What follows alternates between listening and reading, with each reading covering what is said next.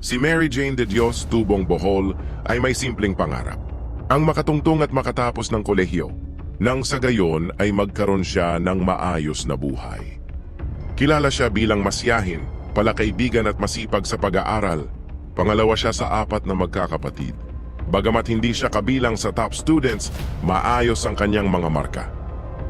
Nang makagraduate ng high school, sinampal si Mary Jane ng masaklap na katotohanan. Sinabihan siya ng mga magulang na hindi na siya makakapagpatuloy sa kolehiyo. Wala silang kakayahang tustusan ang pag-aaral niya. Lubos ang pagkadismaya ni Mary Jane. Biglang gumuho ang kanyang mga pangarap sa buhay. Sa kabila nito, hindi siya tuluyang sumuko. Umaasa pa rin siyang matutupad ang kanyang pangarap na makapagtapos. Sa edad na 18, dumayo si Mary Jane sa Maynila upang makipagsapalaran. Nais niyang maghanap buhay at makaipon para pantustos sa kanyang pag-aaral. Pansamantala siyang nakitira sa kanyang tiyahin. Sa una ay balak niyang mamasukan bilang kasambahay, pero inaya siya ng pinsan na mag-apply bilang sales lady sa isang mall. Agad natanggap sa trabaho si Mary Jane. Isang araw, habang papasok si Mary Jane sa trabaho, nakasakay niya sa jeep ang isang binata na nagngangalang Elmer. Si Elmer Vargas ay 22 taong gulang. Isa siyang graduating college student. Namukhaan niya si Mary Jane dahil sa kaparehas na barangay lamang sila nakatira. Nangungupahan si Elmer sa isang apartment. Nakipagkilala si Elmer kay Mary Jane at sandaling nagkakwentuhan. Inadd nila ang Facebook ng isa't isa bago maghiwalay. Nagsimula silang magpalitan ng mga mensahe sa FB. Sumunod ay pinupuntahan na ni Elmer si Mary Jane sa trabaho para sunduin o kaya ay ayain siyang maghapunan. Kalaunan ay nagkapalagayan sila ng loob at naging magkasintahan. Inaya ni Elmer si Mary Jane na tumira sa kanyang apartment. Di nagdalawang isip ang dalaga na pumayag sa alok ng nobyo. Isa pa ay nahihiya na rin siya sa kanyang tiyahin. Nangako si Elmer na kapag nakatapos na siya sa pag-aaral, ay pakakasalan niya ang nobya at pag-aaralin niya ito sa kolehiyo. Nang makagraduate si Elmer, tinulungan siya ng kanyang pinsan na makasampa sa barko. Di hamak na malaki ang sahod ng mga seaman, kaya makakaipon sila agad para sa bahay at pampaaral ni Mary Jane. Bago siya umalis, sinabi ni Elmer sa nobya na tutuparin niya ang pangakong niyang kasal sa kanyang pag-uwi.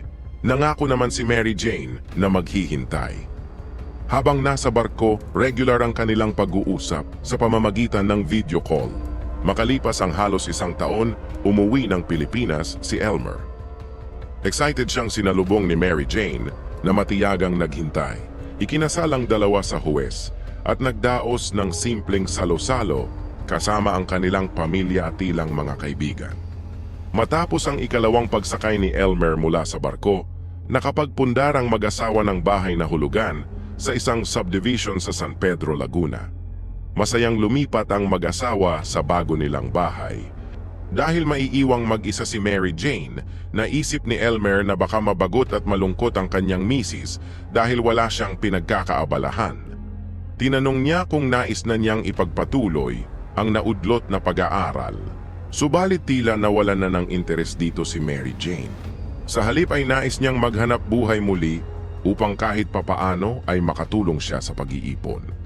Sinabi niya na mayroong malapit na mall at mag-a-apply siya bilang sales lady. Hindi man pabor si Elmer, pinayagan na niya ito. 6 na buwan lamang nagtrabaho si Mary Jane. Matapos nun ay nag-resign na siya. Sinabi niya kay Elmer na magfo-focus na lang siya sa pag-aayos ng bahay. Habang nasa barko si Elmer, nilibang ni Mary Jane ang sarili. Nagpupunta siya sa gym, nagpapaparlor at nagsha-shopping. Buhay dalaga at wala siyang problema sa pera dahil malaki ang buwanang padala mula sa kanyang asawa. Nagsimula siyang makipagkaibigan sa mga kapwa residente. Uma-attend siya minsan sa mga events sa subdivision. Dumalo siya sa Halloween party upang magbigay ng mga candy at tsokolate sa mga bata. Doon ay nakilala niya si Ronald na isa ring residente sa subdivision. Si Ronald ay isang driver ng van. Nagsiservice siya sa mga empleyado ng isang kumpanya. Mag-isa lang siya sa bahay. Mayroon siyang 2 mga anak na nasa probinsya. Hiwalay na siya sa kanyang asawa. Naging magkaibigan sina Ronald at Mary Jane. Madalas silang mag-chat sa Messenger. Kalaunan ay nagsimula na silang magkita at magpalipas oras sa labas. Ang pagiging malapit nila sa isa't isa ay nauwi sa bawal na relasyon. Sa umaga ay nananatili sa bahay si Mary Jane. Sa umaga rin sila nag-uusap ng asawa niyang si Elmer sa pamamagitan ng video call. Ngunit pagkagat ng dilim ay umpisa na rin ang kababalaghan. Lumalabas siya at nagtutungo sa gasoline station di kalayuan sa subdivision. Doon ay sinusundo siya ni Ronald, dala ang kanyang van. Kasama siya sa pagsundo sa mga empleyado. Matapos ay dumidiretso sila sa bahay ng lalaki. Doon nagpapalipas siya ng magdamag. Ang bawat gabi ay ninanamnam nila na para bang wala ng bukas. Nang malapit nang umuwi si Elmer, naging madalang na ang pagkikita ni Ronald at Mary Jane. Ito ay para ihanda ang kanilang mga sarili at masanay na walang kontak sa isa't isa. Sa pagdating ni Elmer, binura ni Mary Jane lahat ng usapan nila ni Ronald sa social media. Inilipat niya ang mga litrato nila sa isang cellphone at itinago niya ito sa lugar na di makikita ni Elmer. Binura niya ang lahat ng bakas nila ni Ronald. Bakas ang saya at pananabik ni Elmer nang muli niyang masilayan ang kanyang asawa. Halos 1.5 taon siya sa barko. Ito na ang pinakamatagal sa lahat ng naging pag-alis niya. Walang mababakas na panlalamig kay Mary Jane. Masaya niyang sinalubong si Elmer sa kanyang pagdating. Lumipas ang mga araw, walang paramdam sa isa't isa sina Mary Jane at ang kanyang kalaguyo. Abala siya bawat araw na pagsilbihan ng kanyang asawa, bagamat walang bakas ng pagtataksil, ilang mga impormasyon ang nakarating kay Elmer dahilan para mapaisip siya. Una ay nang makasalubong niya si Jomar na nagtatrabaho sa convenience store ng gasoline station. Si Jomar ay nakatira sa kaparehas na subdivision at kaparehas na kalye.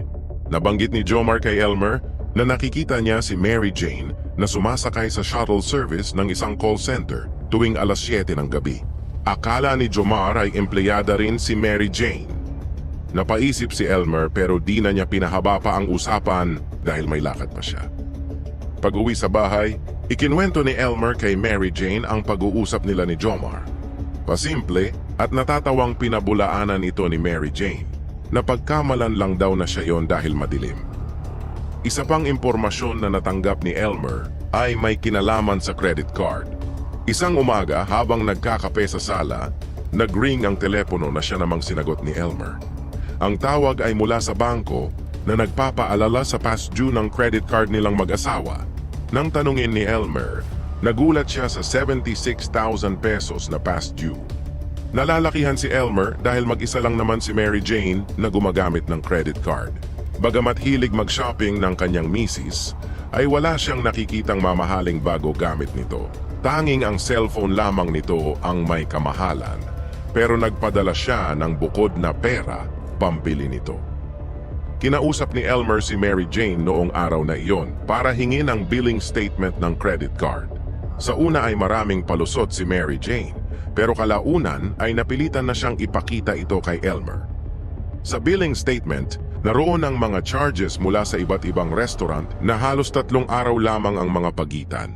Hindi bababa sa 3,000 ang bawat isa nito. Mayroon ding isang charge mula sa isang brand ng sapatos sa halagang 18,000 pesos. Tumawag din ng pansin ang isang installment mula sa tindahan ng gadgets na nagkakahalaga ng 4,500 pesos. Ang restaurant bills ay galing sa kanilang mga date ni Ronald. Ang sapatos ay regalo niya sa kalaguyo. Ang installment na gadget naman ay cellphone na regalo din niya sa lalaki niya. Tila sanay na sanay magsinungaling ni Mary Jane dahil agad siyang nakaisip ng mga palusot. Sinabi niyang sobrang bored niya sa bahay kaya napapadalas ang pagkikita nila ng kaibigang si Charm. Sinabi rin niya na nakiswipe lang si Charm ng credit card pambili ng sapatos at cellphone. Ayon sa kanya ay nagbabayad naman daw ang kaibigan, subalit sa ngayon ay medyo nagipit ito. Napaniwala naman si Elmer sa kasinungalingan ng kanyang asawa. Sa isang pagkakataon, nahuli ni Elmer na parang may kaaway si Mary Jane sa cellphone. Ngunit nang lapitan niya ito ay agad nitong hininto ang tawag. Sinabi niyang scammer ang tumawag kaya sinigawan at kinagalitan niya ito. Ang lahat ng ito ay binalewala ni Elmer at di niya binigyan ng masamang kahulugan dahil may tiwala siya kay Mary Jane. Isa pa ay sa buong pamamalagi niya sa Pinas, ni minsan ay di lumabas si Mary Jane ng bahay kundi siya kasama. Muling dumating ang araw ng muling pag-alis ni Elmer. Nagpaalam ang mag-asawa sa isa't isa. Hindi pa man natatapos ang araw, ay agad kinontak ni Mary Jane si Ronald at muling sumadya sa gasolinahan na kanilang tagpuan. Ilang gabi ang inilagi niya sa bahay ng kalaguyo na kapwa sabik na sabik sa isa't isa. Buong taon nilang ipinagpatuloy ang paggawa ng kasalanan pero sa pagkakataong ito ay mas naging mapusok ang dalawa. Halos di na umuuwi ng bahay si Mary Jane. Sinabi niya kay Elmer na nag-enroll siya ng kursong marketing kaya buong araw siya sa paaralan. Tuwing linggo lang daw sila pwedeng mag-video call. Pinadala niya kay Elmer ang kopya ng mga dokumento, maging ang payment slip bilang patunay ng kanyang enrollment. Lingid sa kaalaman ni Elmer ay peke ang mga dokumentong pinadala sa kanya. Hindi totoong nag-enroll si Mary Jane. Gawa-gawa lamang niya ito nang sa gayon ay kada linggo na lang siya uuwi sa bahay para makipag-video call kay Elmer. Hindi siya maaaring mag-video call sa bahay ni Ronald dahil mahahalata ni Elmer na nasa ibang lugar ang kanyang asawa. Lumipas ang 1 taon, malapit na naman ang pag-uwi ni Elmer. 2 linggo bago ang pagdating ng asawa, kinausap ni Mary Jane si Ronald na pansamantala uli nilang putulin ang ugnayan. Subalit imbis na sumang-ayon, ay tila nag-iba ang ihip ng hangin. Nais ni Ronald na tuluyan ng makipaghiwalay ni Mary Jane kay Elmer, bagay na hindi gustong gawin ni Mary Jane. Nagkaroon sila ng matinding pagtatalo, dahilan para masampal ni Mary Jane si Ronald. Binalaan ni Mary Jane ang kalaguyo na huwag manggugulo sa pagdating ng kanyang asawa. Sa ayaw at sa gusto niya ay pansamantala siyang ibublock ni Mary Jane habang nasa Pilipinas si Elmer. Sinabi pa ni Mary Jane kay Ronald na mag-uusap silang muli pag umalis na si Elmer. Nagbanta rin ito na sa oras na manggulo siya ay tatapusin na ni Mary Jane ang kanilang bawal na relasyon. Nang gabing iyon ay umuwi na si Mary Jane sa kanilang bahay. Hindi na niya kinontak si Ronald. 1 araw bago ang pagdating ni Elmer sa Pilipinas, laking pagtataka niya na hindi nagre-reply o sumasagot si Mary Jane sa mga mensahe at tawag niya. Lubos ang pag-aalala niya sa kanyang asawa. Nang makauwi sa Pinas, walang nagbubukas ng pinto at di pa rin sinasagot ng kanyang misis ang mga tawag niya. Napilitan siyang buksan ang maleta para kunin ang susi ng bahay. Pagpasok niya ay nakabibinging katahimikan ang sumalubong sa kanya. Wala doon si Mary Jane. Tinawagan ni Elmer ang mga magulang, kaibigan at iba pang kaanak ng kanyang misis, subalit walang nakakaalam kung nasaan siya. Sa sandaling iyon ay di maintindihan ni Elmer ang mga nangyayari. Habang tuliro ay sumadya si Elmer sa pulisya para i-report ang pagkawala ng kanyang misis. Pag-uwi niya sa bahay, hinalughog niya ang mga gamit ni Mary Jane, umaasang may makikita siyang clue sa kinaroroonan ng kanyang asawa. Sa drawer ni Mary Jane, natagpuan niya ang isang pouch na may kalakihan. Doon natagpuan niya ang mga travel size na lotion. Sa ilalim ng mga ito, natatabunan ng isang cellphone. Hindi pamilyar kay Elmer ang cellphone na ito. Ngayon lang niya ito nakita at malakas ang kutob niya na may matutuklasan siya dito. Tila wala itong baterya kaya kinailangan niya itong i-charge. Makalipas ang 1 oras, nabuksan na ni Elmer ang cellphone. Wala itong password kaya agad niyang na-access ang mga laman nito. Wala itong SIM card at wala ring records ng mga tawag o mensahe. Wala ring naka-install na anumang app. Inisip niyang baka reserba lamang ito sakaling magkaroon ng emergency. Subalit nang puntahan na niya ang mga images, matinding kaba at panginginig ang kanyang naramdaman. Tumambad sa kanya ang mga larawan at mga videos ni Mary Jane kasama ang di kilalang lalaki. Napakaraming larawan at video sa iba't ibang lugar ang naroon. Patunay na laging kasama ng kanyang misis ang lalaking ito. Maraming sweet na larawan at ang iba dito ay malaswa. Parang pinagsakluban ng langit at lupa si Elmer. Sa puntong iyon ay di niya alam kung anong uunahin niyang maramdaman. Magagalit ba siya dahil sa pagtataksil ng asawa? O mag-aalala para sa kaligtasan niya? Tuliro si Elmer at napapatanong kung kilala ba talaga niya ang babaeng pinakasalan niya. Nagtungo si Elmer sa barangay para ipagtanong ang lalaki sa mga litrato. Isa sa mga tauhan sa barangay ay kakilala nito. Ang lalaki ay si Ronald Camacho, may-ari at driver ng isang van na nagsiservice sa mga empleyado ng call center. Doon ay nagbalik sa alaala ni Elmer ang sinabi ni Jomar tungkol sa kanyang asawa. Sinabi ng taga-barangay na sa kaparehas na subdivision din nakatira si Ronald. Ibinigay ng barangay ang address nito. Sa araw ding iyon, may nakarating na report sa pulisya tungkol sa natagpo ang babae sa Tanza, Cavite. Nakabalot ang babae sa kutsyon. Wala itong mga kamay at paa. Pinuntahan ni Elmer at mga kaanak ni Mary Jane ang bangkay. Doon ay nakumpirma nila na ang babae ay ang nawawalang si Mary Jane. Nakipag-ugnayan si Elmer sa investigador. Ipinakita niya ang cellphone na naglalaman ng mga larawan at videos ng kanyang misis at ni Ronald Camacho. Ibinigay niya ang address na nanggaling sa barangay. Pinuntahan ng mga pulis ang bahay, subalit wala doon si Ronald. Wala rin ang kanyang van. Ayon sa kapitbahay na kamag-anak rin niya, nakita pa niya si Mary Jane 5 araw ang nakakaraan. Pinagbuksan siya ng gate ni Ronald. Kinagabihan, natanaw niya si Ronald na may isinasakay na mga gamit kabilang ang isang kutsyon sa van. Hindi na niya nakita si Mary Jane. Simula nun ay di na daw umuwi si Ronald. Itinuring na primary suspect si Ronald Camacho. Sumunod na araw, nakatanggap ng tawag si Elmer at pamilya ni Mary Jane mula sa mga otoridad. Ang suspect sa pagpatay sa biktimang si Mary Jane ay sumuko na sa pulisya. Sa police station, inamin ni Ronald na siya ang salarin sa pagpatay kay Mary Jane. Ayon sa kanya, mahigit 2 taon na silang may relasyon. Sa araw kung kailan nangyari ang krimen, nag-message si Mary Jane kay Ronald para kunin ang mga gamit na naiwan niya sa bahay ng suspect. Pinapasok ni Ronald ang biktima sa kanyang tahanan. Sa loob ng bahay, kinausap niya si Mary Jane para papiliin ito kung sino sa kanila ni Elmer ang mas matimbang. Ngunit tinawanan lang siya nito at sinabing tumigil na siya. Sunod ay pinakiusapan niya ito na hiwalayan na ang asawa at sumama na sa kanya. Nainis sa kanya si Mary Jane at muli siyang pinagbantaan na hihiwalayan na siya nito. Sinabi pa nito sa kanya na mas magiging matimbang lamang siya kay Elmer kapag nakayanan niyang tumbasan ang perang pinapadala nito sa kanya kada buwan. Dagdag pa nito na kaya lang sila nakakapag-date sa mga disenteng lugar ay dahil sa pera ni Elmer.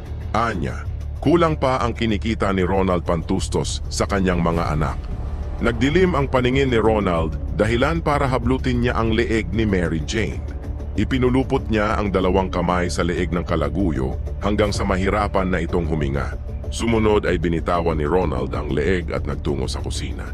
Si Mary Jane naman ay nakahandusay at nanghihina. Bumalik si Ronald sa sala, dala ang isang patalim. Ginamit niya ito kay Mary Jane ng paulit-ulit hanggang sa mawalan na ito ng buhay.